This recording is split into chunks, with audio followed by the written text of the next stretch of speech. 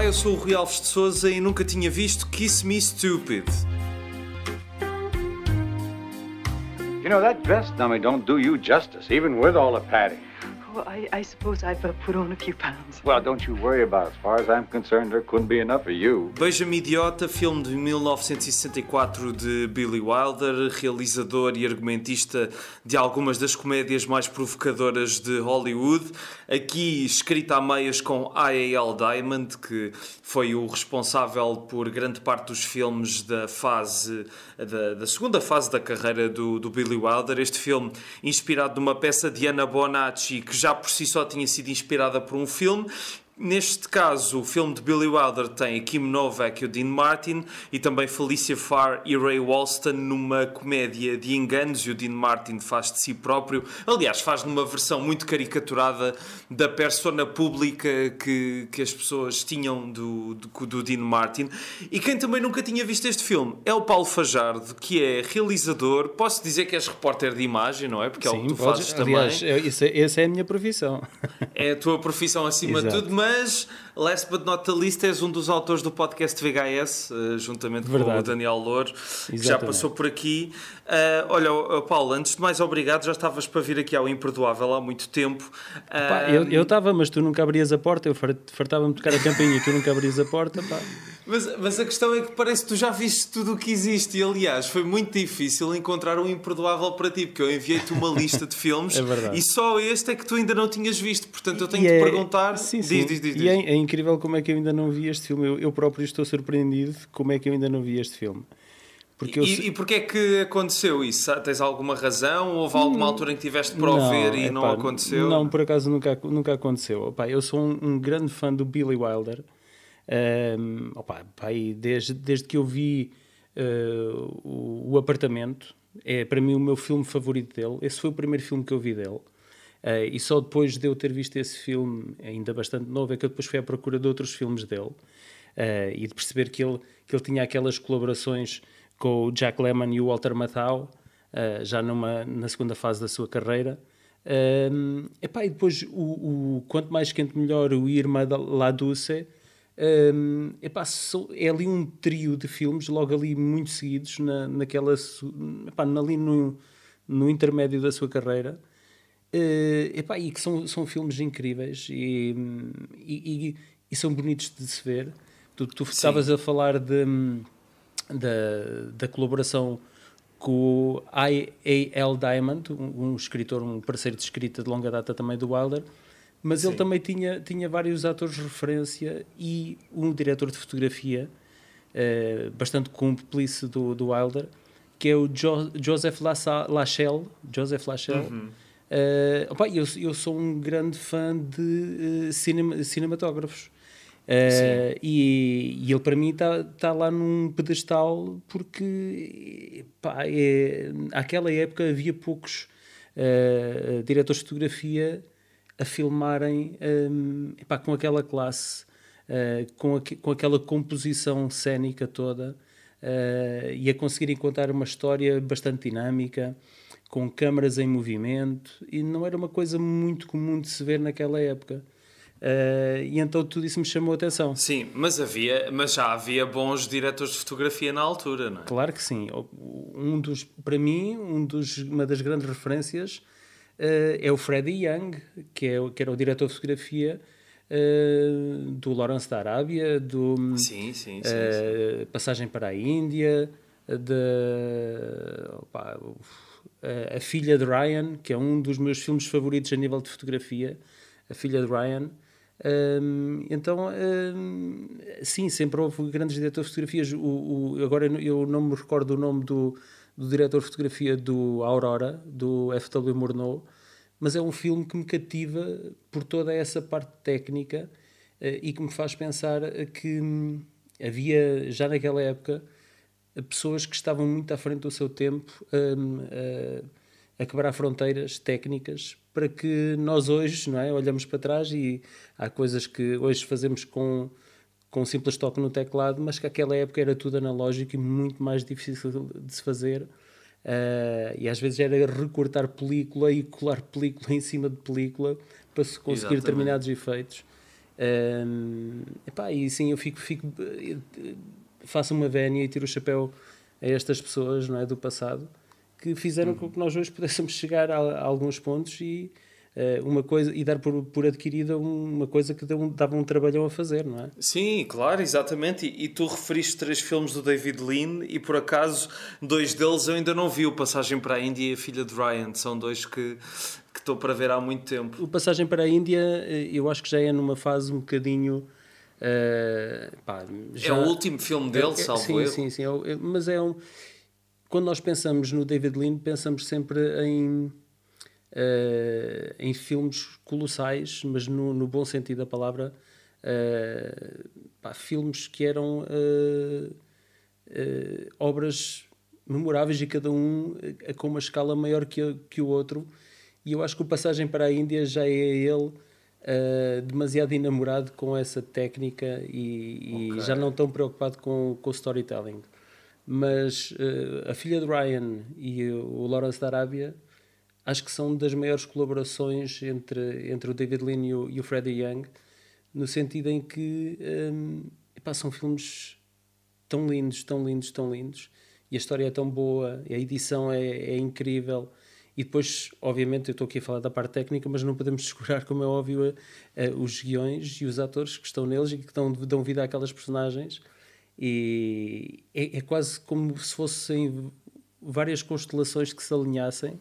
Sim. Para produzir o expoente máximo do cinema, não é? Sim. E é isso que eu sinto. Eu quando vejo um filme do Billy Wilder e do David Lean,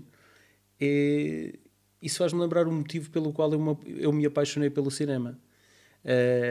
Porque é um storytelling tão incrível, em que tudo está a conjugar e a funcionar em equipa, e é uma escala impressionante para aquela época.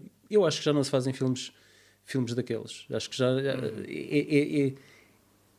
o valor de produção para se produzir hoje em dia um filme daqueles seria uma escala financeira, se calhar ao nível de um filme da Marvel, mas que dificilmente, ou um Avatar eventualmente, mas que dificilmente será repetido, dificilmente. Eu sei que este episódio não é sobre o David Lean, mas deixa só dizer que há uma coisa que liga o Billy Wilder ao David Lean, é que o próprio David Lean também começou, antes desses épicos colossais, começou por fazer algumas comédias e filmes românticos, dramáticos, bastante vincados no cinema britânico. O mais famoso deles todos é O Breve Encontro, mas ele tem umas comédias muito, muito engraçadas, como o Blythe Spirit, que envolve um fantasma, e o Hobson's Choice, que tem um papelaço do Charles Laughton, e depois ele, quando vai para os Estados Unidos, começa a construir esse lado colossal com esses filmes. A Ponte do Rio Kwai também é outro exemplo, não é? Esses filmes, essas grandes produções, que eu concordo perfeitamente contigo, acho que seriam impossíveis de fazer hoje por várias razões, e também porque o próprio cinema já não é o mesmo desde essa altura. Acho que esses filmes eram feitos para levar as pessoas ao cinema, para ser uma alternativa à televisão, e hoje em dia a nossa alternativa à televisão é fazer ecrãs cada vez maiores e coisas cada vez mais especiais. Ou cada vez mais pequenos. Ou cada vez mais pequenos. Ou cada vez mais pequenos, sim, exato. Eu acho que isto era uma época em que o cinema... tu tinhas que planear a tua vida para ver um destes filmes. Isto era um evento. Um filme deste era um evento.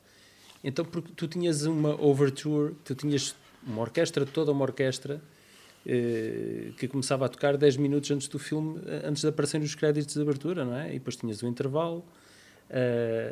Assim, mais recente, o que eu me estou a lembrar parecido é o 1900 do Bernardo Bertolucci, que é mais recente, e quando eu digo mais recente, estamos a falar da década de 80. Porque não voltei a ver assim nada semelhante, não é? Desde então. Década de 70 ou o 1900 é possível, sim, é possível. E então tu tinhas que, quando ias para um evento destes, tinhas que planear a tua vida, porque sabias que aquilo ia ocupar o resto da tua noite, não é? E hoje em dia não, tu hoje em dia vais ver um filme para preencher um determinado tempo, porque depois tens que ir para o outro lado e precisas de ocupar aquele tempo com alguma coisa, porque não ver um filme. Não é tão assim, mas é um pouco assim. Sim, exatamente, tens toda a razão. Mas falando mais outra vez do Billy Wilder e da tua relação com ele, tu falaste do Apartamento, Sim. Que também é um dos meus filmes preferidos dele e já o vi várias vezes. E é muito engraçado porque eu li algumas coisas sobre o Kiss Me Stupid e uma delas foi que o filme foi algo polémico na altura em que saiu. Certo. E pronto, só o aviso para quem ainda não percebeu, mas vai haver spoilers sobre o Kiss Me Stupid. Vão ver o filme e depois voltem também para se juntarem à nossa conversa. O filme foi polémico por dar a entender que poderia ter acontecido ali um adultério mesmo entre a personagem da Felicia Farr e o Dean Martin. Não sei qual foi a versão que tu viste, a versão que eu vi tinha essa cena a ser bastante explícita, mas o Billy Wilder filmou uma versão alternativa que no DVD que eu tenho existe, Eu não vi essa versão. Pronto, eu vi minutos antes de nós falarmos e a diferença é que em vez de eles se beijarem e haver um corte para o dia a seguir, há uma cena em que a Felicia Farr está a falar com o Dean Martin e o Dean Martin adormece e ela afastada dele e depois corta para ele a sair da relote. Pronto, para não dar tão a entender que eles dormiram juntos, apesar de terem passado a noite juntos no mesmo sítio. Sim, mas eu acho que para quem nos está a ouvir, para contextualizar, acho que devemos contar aqui um bocadinho da história. Não, deixa estar. Eu estou mesmo a partir do pressuposto que as pessoas foram ver o filme. Ok. Porque isto tudo, porque o Billy Wilder pegou nesta polémica que houve e disse assim: eu não percebo porque é que as pessoas ficaram tão incomodadas com o filme, porque o Apartamento era exatamente a mesma coisa, só que como era mais bem escrito, mais bem filmado e com tudo no sítio, ninguém reparou. E eu acho engraçado ele ter dito isso porque eu senti isso com o Kiss Me Stupid. Eu sou um grande fã do Billy Wilder, mas acho que este filme não o tem no seu melhor, pelo menos a nível de escrita. Eu acho que o filme tem 2 horas e pouco. Eu acho que podia ter na boa para aí 1h30 para contar a mesma história. Não sei se tu concordas. Eu não concordo. Porque eu gostei do ritmo, gostei bastante do ritmo do filme. Eu muitas vezes há alguns filmes, porque eu também sou editor, e às vezes já há filmes que me apetece reeditar ou mesmo tirar algumas partes, porque dá a entender que o filme não fazia falta ao filme e quebra um ritmo e pronto. Este filme eu não senti absolutamente nada disso. Senti que para mim o tempo passou a voar, portanto não senti essa quebra de ritmo. Mas, de facto, antes de ter lido posteriormente, porque foi a primeira vez que eu vi o filme, depois fui-me informar e ler, porque eu senti, no fim, que havia dúvida suficiente para, entre aquela troca de casais, ter havido algo tanto de um lado como do outro. Porque o personagem do pianista, do professor de piano, entra para o quarto com a Kim Novak, sim. Com a Kim Novak, que estava a fazer o papel, dentro do filme, o papel de mulher dele. Exatamente. E então eles entram para o quarto e acordam no dia seguinte. Agora, que apenas cada um dormiu para o seu lado, agora depois cada um interpreta como quiser. E o mesmo acontece na relote, que era a relote da personagem da Kim Novak, que já agora tinha um nome, a personagem dela tinha um nome que era a Polly the Pistol. Exatamente. Polly a pistola. Pronto, ela era o... The fastest gun in the West, como diz o tipo do bar onde ela trabalha, sim. Pronto, e por infortúnio ou dos azares ou karma que seja, há uma troca inesperada que acontece. O pianista tenta a todo custo evitar que a mulher dele se aproxime da personagem do Dean Martin, mas acabam por se encontrar dentro da relote e passam a noite juntos, e no fim, ainda por cima, ele paga-lhe. Quase como se fosse um serviço de prostituta, não é?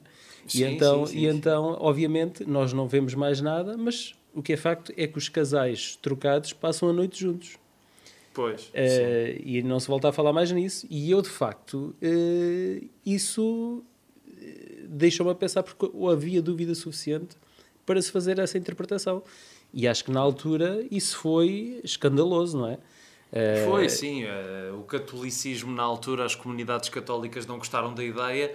Eu acho que da parte da Felicia Farr e do Dean Martin, acho que é bastante explícito, tendo aí a necessidade do Billy Wilder de filmar uma versão alternativa dessa cena, porque eles acabam a beijar-se juntos na cama e depois corta para o Dean Martin a sair. Acho que é ainda mais explícito do que no caso do Ray Walston com a Kim Nova. Aqui também, pronto, sendo uma sociedade um pouco conservadora, é sempre mais, para eles é sempre mais incómodo ser uma mulher adúltera do que o homem do casal. Mas ouve, eu não estava a dizer que não tinha gostado do filme, eu gostei.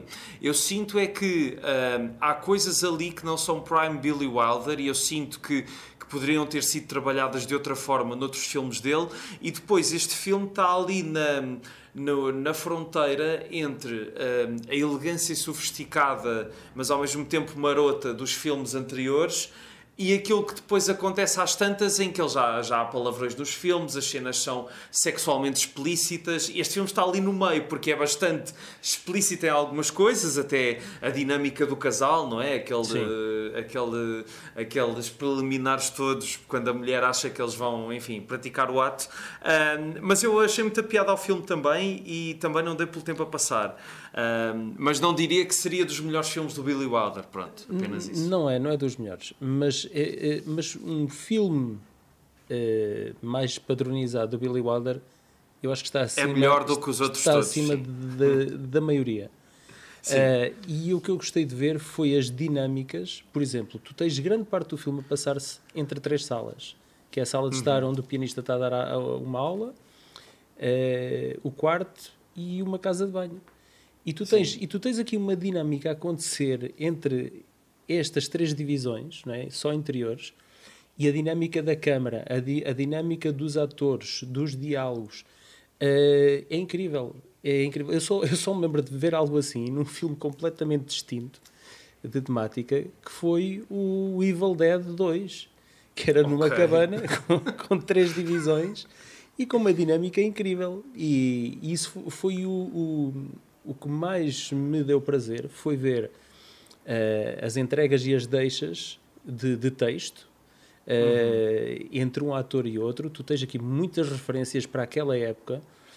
Eu apanhei apenas algumas, mas porque eu sou um fã do Rat Pack e vi alguns dos filmes.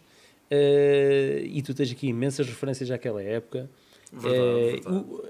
O personagem de Dino, interpretado pelo Dean Martin, como tu bem disseste ao princípio, é um estereótipo daquilo que ele era na vida real. Se bem que a parte do embriagado era uma personagem que ele também fazia questão de manter na vida real, ou melhor, nos programas em que ele participava. Sim.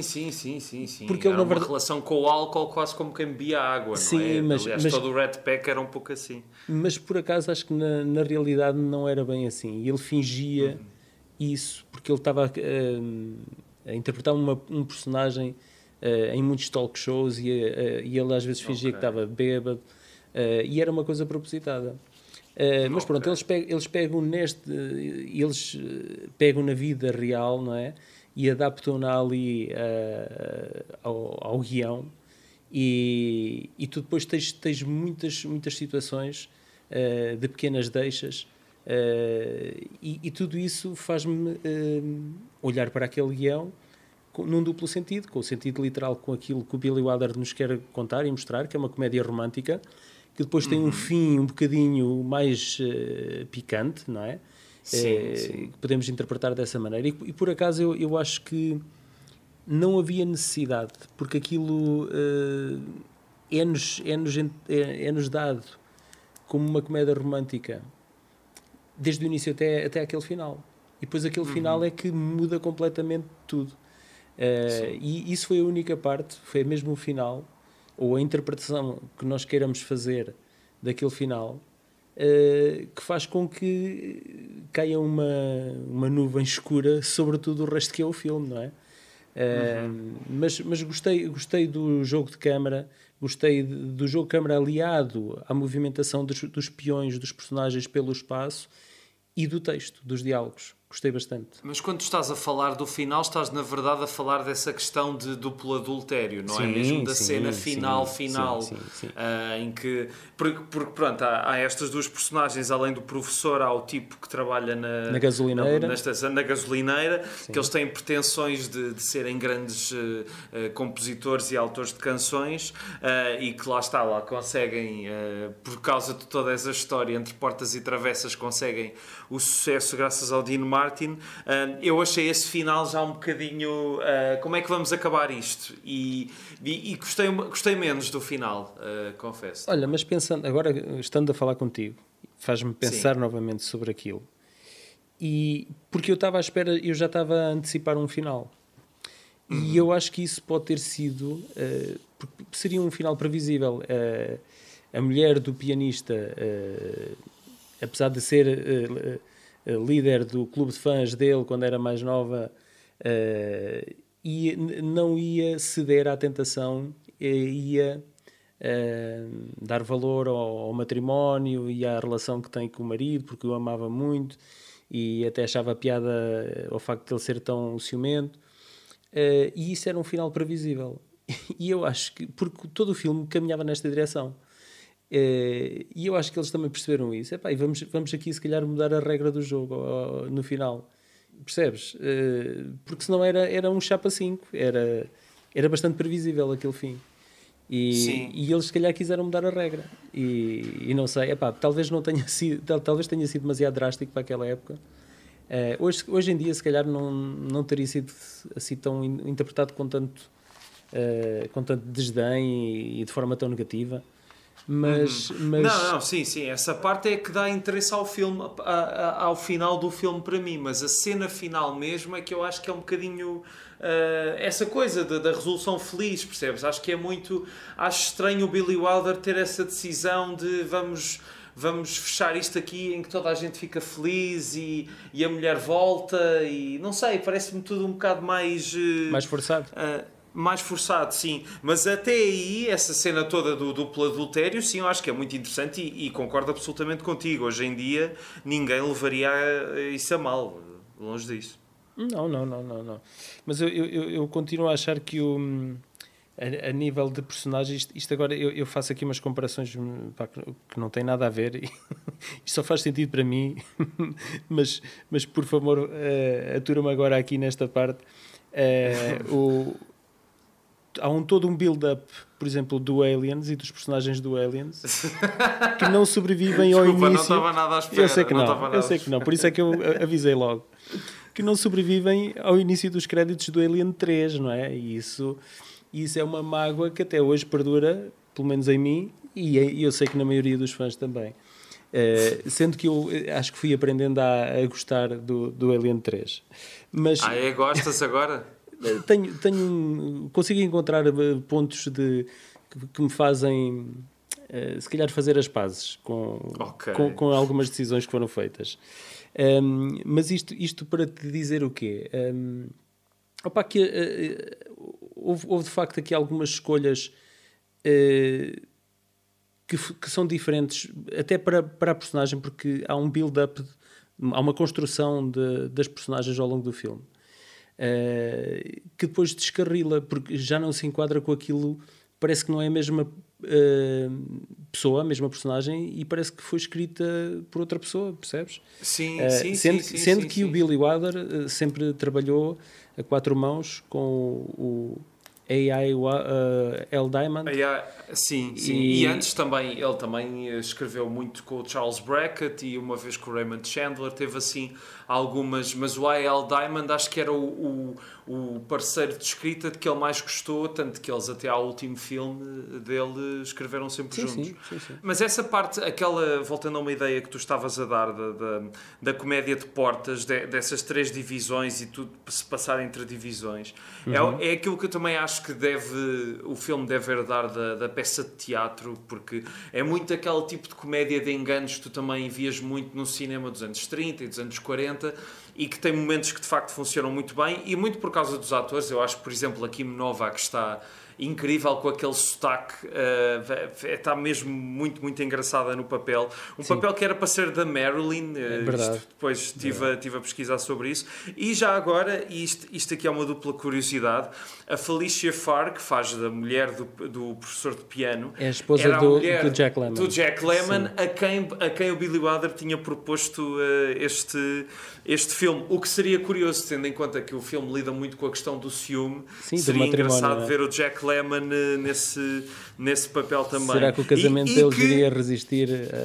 Porque há muitos casamentos de Hollywood que não resistem quando trabalham juntos, não é? Exatamente. E além disso, não foi o Jack Lemmon, mas o Peter Sellers chegou a filmar vários dias para este filme, mas depois teve um problema de saúde e teve de sair das filmagens, e então refizeram as cenas todas com ele, com o Ray Walston. Teria curiosidade em saber como seria um filme do Billy Wilder com o Peter Sellers. Eu acho que seria mais over the top, iria exagerar demasiado o personagem. Pois. Portanto, eu não sei, eu também teria curiosidade em ver como seria, mas depois de ver o filme e também de me informar sobre isso e de perceber que poderia ter sido o Peter Sellers, eu não senti falta de que aquele personagem tivesse sido interpretado por outra pessoa, percebes? Acho que foi bem trabalhado e a entrega foi cumprida com aquilo que era exigido daquele personagem.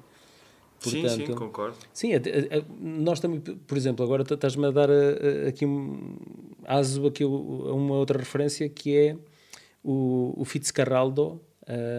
O Fitzcarraldo, que inicialmente os personagens principais o Fitzcarraldo, do Werner Herzog, inicialmente era para ser o... Eu vi o documentário, era o Mick Jagger e o Jason Robards, se não estou em erro. Sim, eu vi esse documentário, sim. E os personagens, acho que só sobreviveu uma cena, que é eles na Torre do Sino, não é? A gritarem. Sim. E tudo o resto que eles gravaram com eles foi destruído. E daí eles quando se propuseram a refazer, já nenhum nem outro ator estavam disponíveis e tiveram que fazer um casting. E temos hoje o Klaus Kinski. E eu não consigo imaginar aquele personagem sem ser interpretado pelo Klaus Kinski. Sim, concordo. Mas neste caso aqui temos um vislumbre daquilo que poderia ter sido, porque há uma cena. E o Klaus Kinski, eu acho que trazia ao papel algo mais, que era a sua própria loucura, que acrescentava a cada personagem. E então era como se ele acreditasse naquilo e ele de alguma forma encarnasse aquele mundo e aquela personagem e vivesse... era como, não sei, como se fosse algo que incorpora um espírito e aquilo traduz-se no que estamos a ver no ecrã. É de facto incrível. Sim, concordo perfeitamente. Também não consigo imaginar o Fitzcarraldo com outro ator.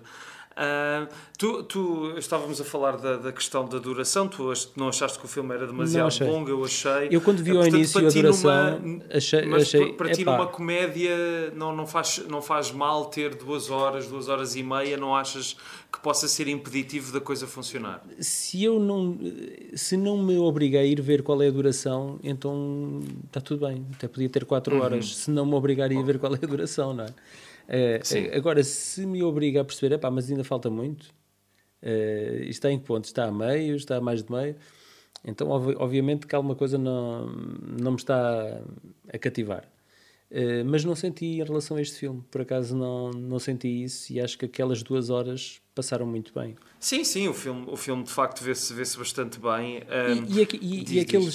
Aqueles jogos de câmara... que vão corroborando as ações dos personagens e aquilo que está a ser dito, aqueles gags de enganos, isso é uma coisa que tu no Quanto Mais Quente Melhor, tu já vês isso, tu vês isso também no Apartamento. Isso já é uma coisa estilística, quase do guião, que se depois traduz visualmente daquela forma no que vemos, no que estamos a ver. Portanto, eu acho que já é algo muito característico dos filmes do Billy Wilder. Mas no Quanto Mais Quente Melhor e no Apartamento é outra loiça, não é? Quer dizer, é que esses filmes têm tudo no ponto. Não, esses estão um par acima, sim. Sim. Completamente.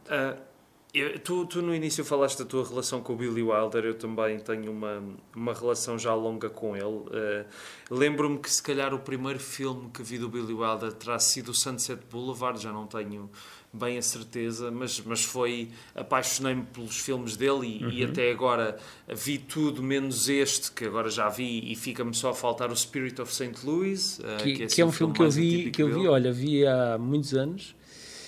Tipo numa noite de insónia às 2 e tal da manhã é que ele começou na RTP e adorei, fiquei preso a ver o filme, e é um filme muito basicamente é só o Jimmy Stewart, e é ele durante a viagem que vai fazendo, ele está a fazer uma travessia de avião, e é nós a sentirmos aquilo, o tempo real a passar, e aquilo que ele sentiu ao fazer aquela travessia, em que era ele com ele próprio, o personagem.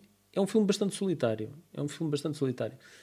E lá está, ninguém filmava estes personagens como o Billy Wilder, porque eu não senti que fosse um filme secante, apesar de estar demasiado centrado num só personagem. E de uma forma solitária, porque ele falava com ele próprio para não adormecer, quando apanhava o rádio para falar com as torres de controle, falava com quem estava, e tem muitos poucos personagens, e então é um filme que se vê muito bem, e acho que só o Billy Wilder é que conseguia fazer isto, aguentar um filme de 2 horas com praticamente um personagem, e é um filme que eu gostei bastante de ver, bastante. Epá, pronto, é o único que me falta da carreira dele. Espero comatar isso em breve. Mas tu estás a dizer que apesar de tudo sente-se que é um filme do Billy Wilder, é isso? Eu só soube depois, é muito atípico. Eu só no fim é que percebi que era do Billy Wilder, e eu estava a gostar, e depois quando soube, foi o Billy Wilder que fez este filme, ainda gostei mais. Porque percebi que não há dois Billy Wilders, aquilo é uma linguagem que só poderia ser dele de alguma forma, e acabou por ser corroborada dessa maneira, ao eu compreender que tinha sido ele a fazer também aquele filme. E tu por acaso viste o último filme dele, o Buddy Buddy? Vi o Buddy Buddy, sim. Aliás, eu acho que a dupla Matthau-Lemmon, eu acho que vi todos os filmes deles. Todos. Acho que sim. Mas esse é um filme que eu vi há, para aí já não me lembro há quantos anos, mas houve um dia em que a Cinemateca passou o filme, para aí em 2019, 20, 21, já não tenho a certeza, e eu vi o filme. Que o filme tem muito má fama e dizem que foi um desastre completo. Vi em 2020, estou agora aqui a confirmar no Letterboxd. E eu achei que, apesar de não ser também um prime Billy Wilder, tem muita graça ao filme. E também tem o Klaus Kinski, que nós já falámos aqui. Sim. E tenho pena que ele não tenha conseguido fazer mais filmes depois disso. Verdade. Ele próprio afirmou que o filme de que estamos a falar, o Kiss Me Stupid, Beija-me Idiota, foi o filme que de alguma forma assinalou o declínio da carreira dele, precisamente porque o filme foi um fracasso de bilheteira. A United Artists nem sequer teve que lançar o filme através de outro label, e a carreira dele começou num ligeiro declínio a partir daí. E eu acho que este filme, o Buddy Buddy, eu acho que vive muito dos atores, do Walter Matthau e do Jack Lemmon. Eu acho que o talento deles é que faz sobressair este filme na carreira do Billy Wilder, porque sente-se que já é um filme em que ele já não está tão presente enquanto autor, mas limita-se a documentar aquilo que está à frente dele, que é o talento daqueles dois génios da comédia a atuarem. E é o que me faz sobressair naquele filme, não é o Billy Wilder, mas sim o Jack Lemmon e o Walter Matthau. Sim, concordo. Então não penso tanto no Buddy Buddy como um filme do do Billy Wilder, mas sim como daqueles dois atores. E os outros filmes que eles fizeram com o Billy Wilder são, eu gosto muito, o Fortune Cookie e mesmo a versão do The Front Page. Aliás, eu olhar aqui para o Letterboxd com os filmes todos do Billy Wilder, vem boas memórias praticamente com todos os filmes. Eu acho que tem a mesma relação. Como ganhar um milhão, como ganhar um milhão também, que ganham. Aliás, sim, uma coisa que nós não dissemos aqui, eu acho que o Billy Wilder é um realizador muito underrated. Quando fazem listas de grandes realizadores, não é frequente o Billy Wilder lá constar. E isso surpreende-me. Como é que isso acontece? Porque ele é provavelmente dos realizadores com mais filmes nomeados para Oscars e com mais filmes que ganharam Oscars. É uma coisa incrível. Mas isso talvez é porque quando as pessoas fazem essas listas de realizadores atentam mais ao lado de um realizador que pensa mais no visual, se calhar, do que na escrita. E ele fazia mais os filmes a pensar na escrita. E talvez há pessoas que acham que isso não é ser-se um grande realizador, o que eu acho que é bastante questionável. Não, mas porque essa é apenas uma forma... Tu tens Woody Allen que ele... Claro. A escrita dele é o que sobressai nos filmes. Sim. E a parte estética é muito descurada em alguns dos filmes dele. Exatamente. Eu ainda hoje estava a ouvir um podcast que é o The Plot Thickens, da TCM, que aquilo tem várias temporadas, e a última é sobre a produção do Cleópatra, do Mankiewicz. E eles estavam a falar do Mankiewicz, que era um realizador também muito parecido com o Billy Wilder, no sentido em que ele gostava mais de estar atento ao diálogo e à forma como o diálogo era filmado do que estar a pensar numa grande história e no como é que eu vou filmar isto, que imagens é que eu vou criar daqui. E eu acho que isso também vem de uma certa Hollywood que se perdeu, mas que estas pessoas sabiam mesmo bem o que estavam a fazer, não é? E eram grandes diretores de atores também, isso nota-se pela qualidade dos filmes, só que eu acho que no nosso olhar contemporâneo essa forma de ver o cinema é um bocadinho desconsiderada como se fosse secundária. Eu acho que não é. É uma outra forma, não é tipo o Stanley Kubrick a fazer um filme, mas nem toda a gente precisa de ser o Stanley Kubrick para fazer bons filmes, não é? Não precisa de saber muito fotografia e ter tudo no sítio e etc. Sim, eu acho é que alguns realizadores tiveram a sorte de serem deusados. Por causa de um filme, basta um filme, às vezes basta um filme. E tu referiste o Stanley Kubrick, o 2001 seria o suficiente, mas ele não fez só o 2001, não é? Fez o Shining, a Laranja Mecânica. A Laranja Mecânica, eu não sou tão fã da Laranja Mecânica por vários motivos. Não é um filme que eu gosto muito, nem particularmente. Mas reconheço o talento dele, não é? Reconheço o gênio dele, mas para mim é sobretudo o 2001 e depois então o Shining. Mas tu tens outros realizadores que são tão grandes ou tão bons e que nunca foram tão reconhecidos e que também só fizeram meia dúzia de filmes, mas foram meia dúzia de filmes que de alguma forma influenciaram o resto do cinema, não é? Em gerações futuras, seja na composição, seja na forma seja no storytelling, seja na parte técnica, seja na edição, tens muitos. E eu acho que o Billy Wilder caiu aqui entre os pingos da chuva e nunca foi... eu acho que ele é um Sidney Lumet, o Billy Wilder, sendo que o Sidney Lumet acho que foi mais reconhecido. E o Sidney Lumet nunca teve as premiações que o Billy Wilder teve. E depois isto também aqui me faz remeter para uma outra questão, que é o acesso a estes filmes. Porque nos anos 60, 70, tu conseguias se calhar aceder a estes filmes. Hoje em dia, tu se calhar também consegues aceder a estes filmes. Mas tu sabes que eles existem? Pois. Percebes? Para ires procurá-los, tu tens que saber que eles existem para os procurares.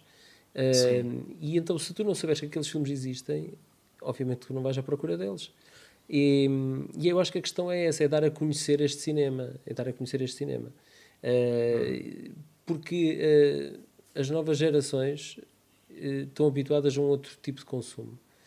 E tu só tens a oportunidade de conhecer, se calhar, um filme destes, se porventura passar na televisão ou uma cinemateca fizer um ciclo de cinema e epá, eu fico triste que estas sejam as únicas hipóteses de tu conheceres um autor como foi o Billy Wilder. E pronto, eu acho que a obra dele deveria ser mais emancipada de alguma forma do que aquilo que é. Eu acho que depende dos filmes. Acho que, por exemplo, o Sunset Boulevard e etc. são filmes mais tidos em conta. Mas, por exemplo, há um filme dele que eu adoro e que se calhar até não é que contradiz, mas que dá mais qualquer coisa a esta ideia de que eu estava a dizer de que ele não era um realizador assim tão preocupado com o aspecto visual dos filmes, que contradiz isto que eu estou a dizer, que é o Ace in the Hole. Não sei se tu já viste, com o Kirk Douglas. Ainda não vi esse. É o Grande Carnaval. Sim, o filme sim. chama-se O Grande Carnaval, não é um título português dado à toa. Foi o título que a Paramount decidiu dar para relançar o filme, para ver se ele parava de ser um fracasso de bilheteiro. Sim, eu sei que filme é, mas ainda não vi esse. É um filme extremamente cínico sobre o jornalismo e sobre os limites da integridade de uma pessoa. Isso é curioso. Isso é curioso porque é um filme extraordinário. O Billy Wilder, o primeiro trabalho dele, ele era jornalista de tabloides. Exatamente. Portanto, é curioso a temática ser também essa. Não é? Sim. Só que, lá está, este filme não é dos mais conhecidos dele e, portanto, será mais difícil de o encontrar. Mas outros, por exemplo, eu também gosto muito, e apontei aqui uma série deles, olha, gosto muito de um que é A Vida Íntima de Sherlock Holmes, que é um daqueles filmes que também... Isso já é na fase final da carreira. Sim, mas que é um dos projetos, era um dos projetos mais pessoais dele, que acabou por sair das mãos. Era o Christopher Lee, não era? É o Christopher Lee com o Robert Stephens a fazer eu Sherlock só vi Holmes. esse uma vez e já foi há muitos anos. Era eu miúdo. Esse filme marcou muito e há um filme também que há vários escritores que não sei porque gostam muito, o Javier Marias e o Jonathan Coe, nos livros. Aliás, o Jonathan Coe fez um romance que tem o Billy Wilder como personagem, que é muito engraçado. Mas estes filmes, lá está, são mais difíceis de encontrar e isso concordo contigo, quer dizer, por acaso até uma pessoa, se for ao YouTube e puser Kiss Me Stupid, até encontra o filme na íntegra com legendas em português do Brasil e em HD para ver. Mas lá está, tem de saber que o filme existe, sim. Mas isso tem muito a ver com esta sociedade algorítmica em que nós vivemos, em que coisas que para o vizinho do lado são óbvias, para nós não são, simplesmente porque o algoritmo não nos mostrou isso. É verdade, isso é bem verdade. E pronto. Isso é bem verdade. Eu agora estou à frente de um projeto que é um cineclube e eu cada vez valorizo mais isto, porque o trabalho de um cineclube é muito isso, é trabalhar não só com gerações mais antigas, mas também, sobretudo, formar novos públicos e dar a conhecer este tipo de cinema, estes autores, também aos novos públicos, e para que eles também percebam que existem outros ritmos, outras formas de contar e de contar uma história, e que os filmes que eles se calhar hoje gostam, se calhar tiveram uma raiz em algo mais antigo, e que talvez um destes filmes faça sobressair e eles compreendam isso. Obviamente que não é para todos os gostos, e os gostos nós também vamos adaptando o nosso gosto à medida que vamos ficando mais velhos, e eu lembro-me perfeitamente quando vi a primeira vez A Guerra do Fogo, foi numa sala de aula, eu era miúdo, e aquilo foi uma risota de ponta a ponta, porque nós éramos miúdos e estávamos a apanhar uma seca e epá, não percebemos o filme, ponto final. Sim. Anos mais tarde eu vejo aquele filme do Jean-Jacques Hano e eu acho que é um filme incrível, acho que é fantástico, e nós também temos que perceber qual é que é a maturidade do público que temos à nossa frente para também perceber o que é que lhes vamos dar a ver. Exatamente, sim. Porque há filmes que não é o rating que faz com que seja um filme para A, B ou C. É a tua predisposição, em primeiro lugar, para o cinema, é a tua predisposição para um género e a tua predisposição para um gosto em particular de uma história, de uma temática. E então o cineclube que eu estou a falar é o Cineclube Gandra Bairrada, O que nós tentamos aqui fazer, numa zona, aqui numa região em que não há muitos cineteatros, só há o Cineteatro Messias na Mielhada, mas depois as outras cidades aqui à volta, há obviamente a exceção de Coimbra e Aveiro, não têm salas de cinema. A Nadia tem, a Águeda tem uma sala também pequena, mas em vez de... Nós já percebemos que o público não vem ao cinema porque já teve a oportunidade de ver outros filmes, outras ofertas nas salas maiores. Então o que nós tentamos fazer é levar os filmes às escolas e levar os filmes às pequenas comunidades. Seja com sessões de cinema ao ar livre, ir buscando aqui estes exemplos. O primeiro filme, que foi o filme inaugural do Cineclube, foi o Aurora.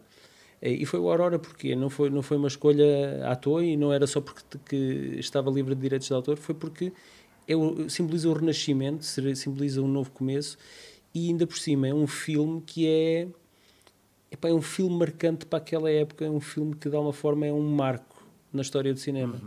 Por muitas coisas, tanto a nível técnico como a nível da história, que também abordava já naquela época, em 1929, essa dualidade entre o bem e o mal, e entre um marido que trai uma esposa, não é? Entre a traição e o adultério. E que na altura também foi bastante polémico, não é? E estamos a falar em 29 e este filme é de 64, não é? E continuamos a falar da mesma questão. Portanto, eu acho é que devemos criar formas em que as pessoas tenham acesso a estes filmes, quanto mais não seja criar essa oferta. Esta oferta está aqui. Podem ir só meia dúzia de pessoas, mas quem vai porque quis ir, e se gostar, gostou porque lhe foi dada aquela oportunidade. Sim. E quanto mais não seja, por isso mesmo, é uma alternativa a tudo o resto que já existe. Sim, não, e olha, espero que o Cineclube aí corra bem. E já agora, onde é que as pessoas podem saber mais sobre o Cineclube? Há algum sítio específico? Nas redes sociais. Neste momento é através das redes sociais. Estamos no Facebook e no Instagram. Nós fizemos agora o início das celebrações da Batalha do Bussaco, que comemoram-se os 215 anos, com uma sessão de cinema ao ar livre no local onde decorreu a batalha. E lutámos os lugares todos sentados, e foi uma experiência quase imersiva, não é? Para quem esteve lá no local, e foi muito, muito bom. Nós temos algumas secções que já estão ativas noutras cidades que compõem estas duas regiões, que é Cantanhede, que está a desenvolver programação em várias localidades. Agora em outubro vamos ativar a secção de Águeda, e a partir de novembro estamos a contar que Mira e Vagos também comecem já a fazer programação e a exibir filmes. E vamos assinar protocolos com algumas escolas, precisamente também para dar esta oportunidade aos mais jovens de não é só assistir a grandes clássicos, mas outro tipo de filmes do que eles estão habituados a ver. E queremos a eles queremos trazê-los às salas de cinema, e às pequenas comunidades queremos levar o cinema até elas. Este é para já o nosso mote, é este. Muito bem. Olha, já vamos falar outra vez do Billy Wilder, mas dizer também já agora, já que estavas a fazer um momento de autopromoção, sim, muito. De que tens um filme, tu já fizeste vários filmes, tens um que é a Almeria de León, que é sobre a tua paixão à volta dos filmes do Sérgio León, que anda por aí pelo mundo inteiro a receber prémios em festivais, não é? Anda pelo mundo inteiro, já recebeu alguns, não. Mas o festival ao qual eu me propus, bem, tu já sabes da história, tu estiveste na Cinemateca a ver, e é um documentário que eu nem sequer sabia que eu iria fazer. Sim, é um documentário não intencional. Não intencional, não é? Exatamente. Como tu bem apontaste, apanhaste aquele momento do meu discurso e ficou.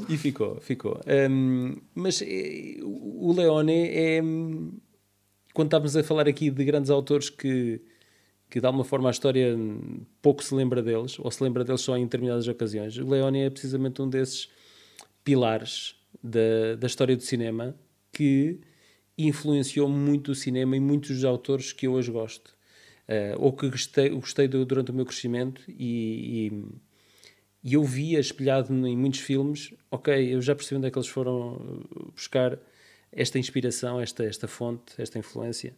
E foi crucial, e ele só fez meia dúzia de filmes, não é? E então ele não é muito lembrado, porque não teve uma grande filmografia, mas foi uma filmografia bastante marcante. E a mim marcou-me muito cedo, muito, muito miúdo, quando eu vejo O Bom, o Mau e o Vilão. E é um filme que me marca, pá, até aos dias de hoje, não é? Ao ponto Sim. que eu já um jovem adulto vou visitar os locais de gravação dos filmes do Leone, os Western Spaghettis, e sinto qualquer coisa, sinto uma espécie de um chamamento, pá, isso, agora podes gozar comigo em relação a isso. Não, percebo perfeitamente. Mas era uma coisa que foi inesperada para mim. Eu não estava à espera de sentir algo tão forte e algo tão presente estando naqueles lugares e imaginando aquilo a acontecer. E eu senti-me impelido a ter que contar uma história ou fazer de alguma forma alguma justiça ao legado do Leone. E foi isso que me motivou a desenvolver este documentário Almaria de Leone. E é esse sentimento que passa no filme, e deixa só dizer que eu tive a oportunidade há uns anos de ir lá a Sad Hill, não é? Ao falso cemitério do Bom, Mau e o Vilão. E foste com o Daniel. Fui com o Daniel Louro. E eu era para ter ido. Fomos vocês foram vários podcasters, não é? Sim, exato. Fui eu, o Tiago Laranja, o Daniel Louro e o Ricardo Machado. Exatamente. E estar lá naquele sítio, de facto, foi uma experiência. Foi isso, foi sentir qualquer coisa. Mexe contigo, não é? Exatamente. Eu acho que senti isso, mas tipo com uma dose para cavalo, percebes? Sim. E então decidi contar esta história e de facto tenho estado em vários festivais internacionais, tenho ganho alguns prémios para melhor documentário, e o mais recente foi agora em Aroca. Ele esteve agora em Aroca. Aliás, a primeira exibição foi também através do Cineclube de Aroca, que apadrinhou de alguma forma este filme, porque isto era um conteúdo para o VHS, para o podcast, que eu iria disponibilizar no YouTube no canal do VHS.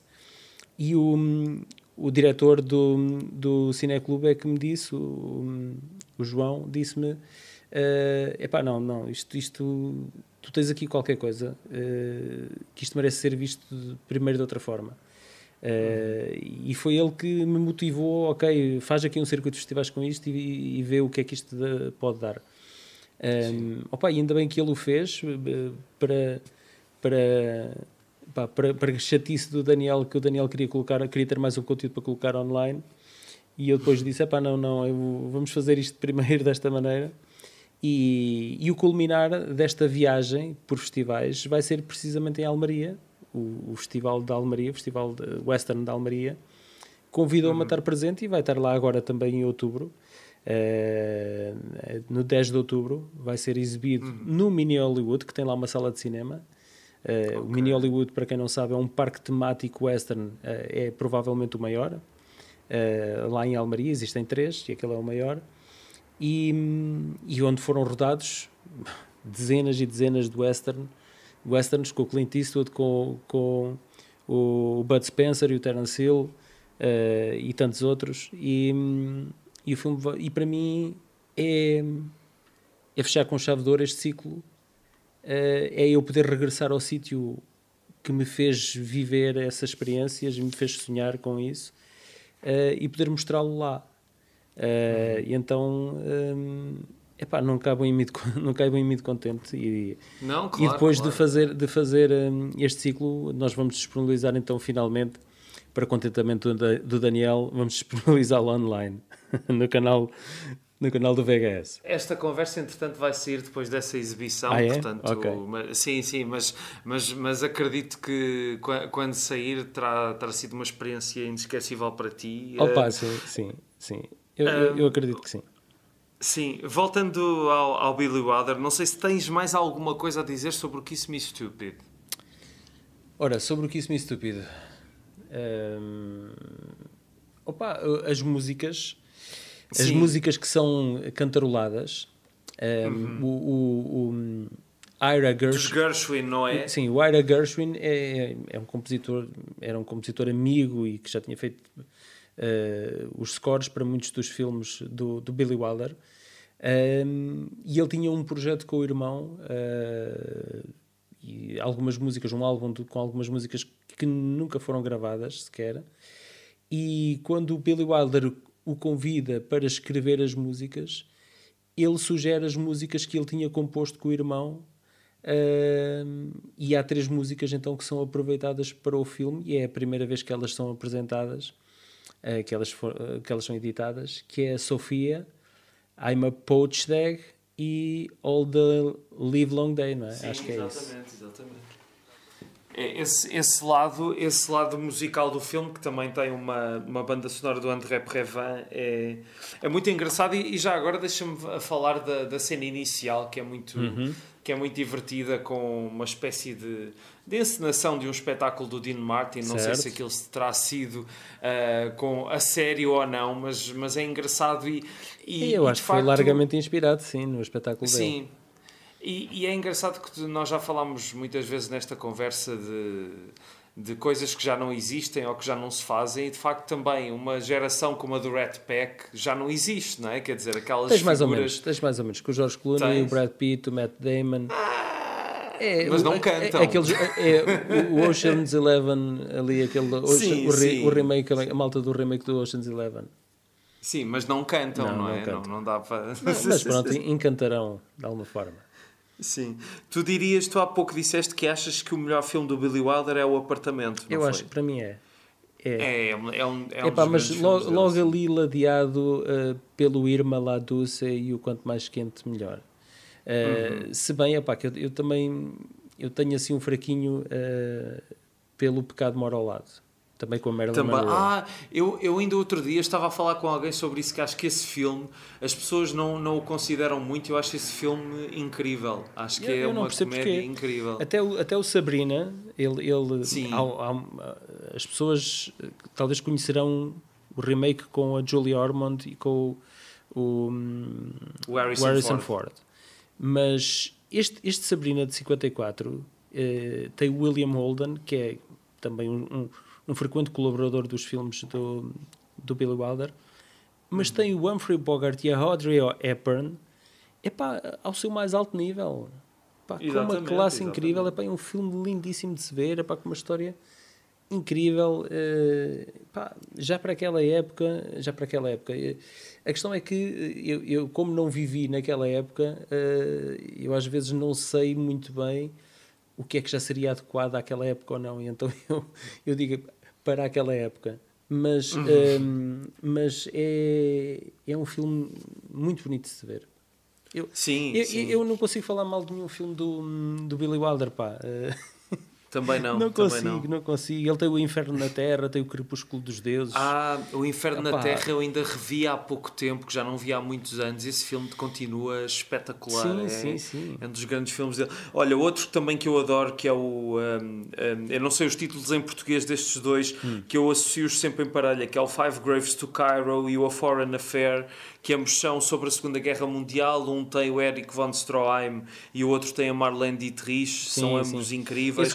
O Witness for the Prosecution também é espetacular. De facto é difícil falar mal dele e falar dos filmes todos, que são todos. O Lost Weekend, o 1, 2, 3, Fedora, enfim. São muitos bons filmes, de facto. Sim. Olha, para terminar, que a conversa já vai longa, e como é a tua estreia aqui no Imperdoável, eu tenho de fazer a pergunta que faço a todas as pessoas que vêm cá pela primeira vez, que é: o que é que tu achas desta ideia de Imperdoável? Isto faz sentido para ti, ou o que é que tu achas disto? Faz muito sentido para mim,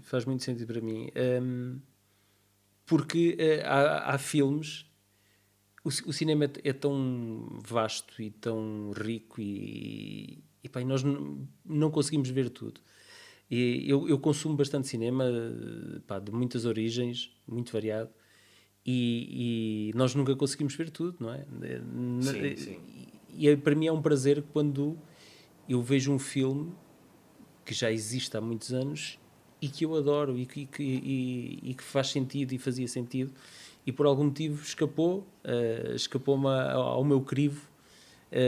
E então, tal como a mim me marcou, agora o facto de tu me teres falado daquela lista que tu me enviaste e eu encontrei ali, espera lá, destes todos este é o único que eu não vi e é do Billy Wilder, como é que isso é possível, pá? E eu que gosto tanto do Billy Wilder, portanto eu acho que fará também muito sentido para tantas outras pessoas. Sim, e já agora, há aí algum imperdoável teu que consigas dizer assim de cabeça?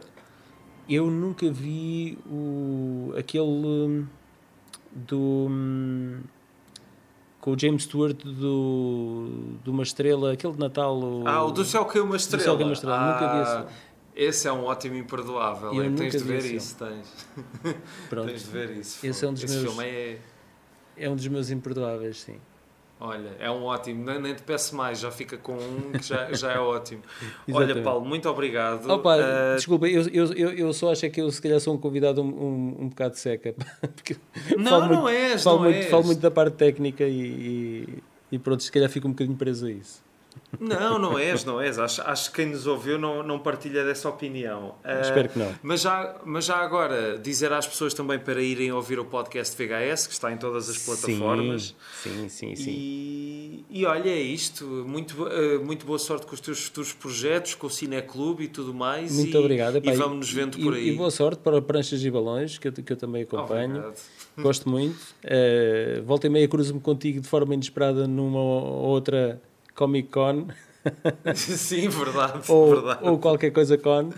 E boa sorte. Eu gosto muito de ouvir aqui este podcast porque de facto faz muito sentido, ajuda-nos a olhar para nós e para vermos qual é as nossas falhas nas nossas filmografias, não é? E de alguma forma ajuda a completá-las. Portanto, boa sorte e continua com este trabalho. Olha, obrigado, pá. Obrigado por isso.